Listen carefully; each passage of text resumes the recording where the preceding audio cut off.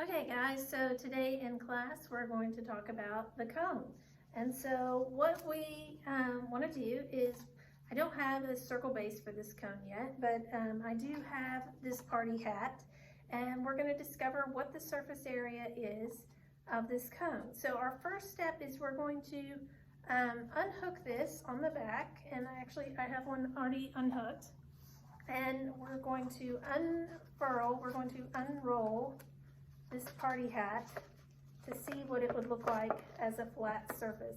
So I just want you to think about for a minute what kind of shape we have that we're dealing with here as a flat surface. I hope you're thinking about when you unfurl this cone, this party hat, and you take it and you unroll it, you basically end up with a section of a circle, with a sector of a circle, right? And so what we're going to do now is we're going to cut this cone up into strips.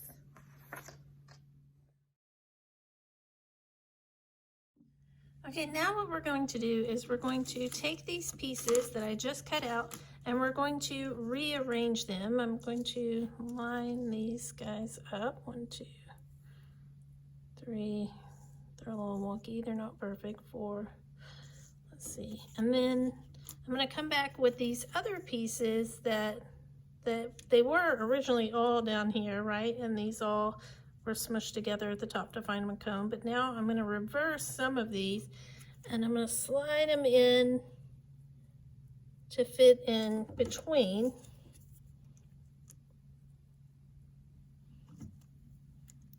And when I do this,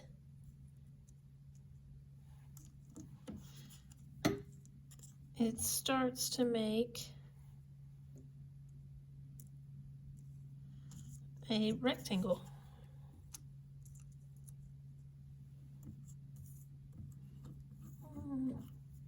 Maybe a parallelogram. Okay.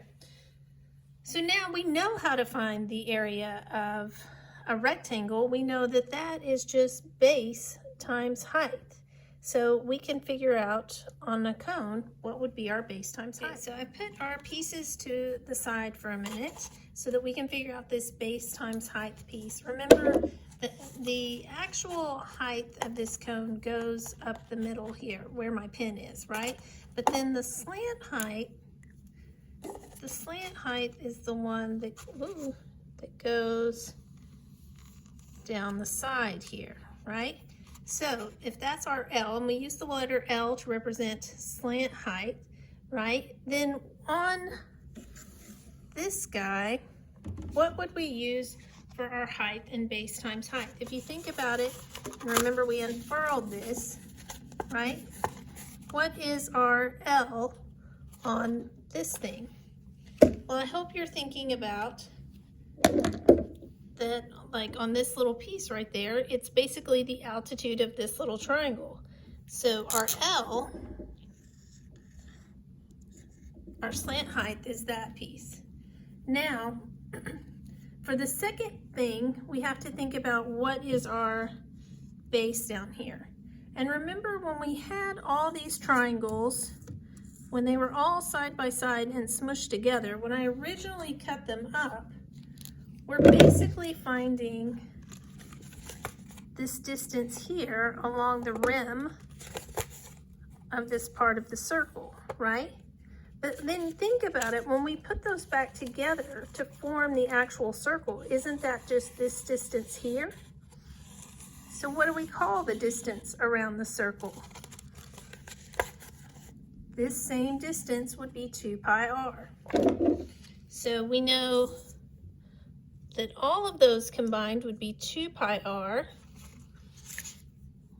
Oh, but wait, it's not 2 pi r, because remember when we cut this up, some of the pieces were going right side up and some of the pieces are now upside down. So if I were to put them all back together normal, it would be 2 pi r. But now because some of them, half of them exactly, are upside down, then this distance would only be pi r. So the lateral area of a cone equals the base of this rectangle, which is pi r, times the slant height. Pi times r times L.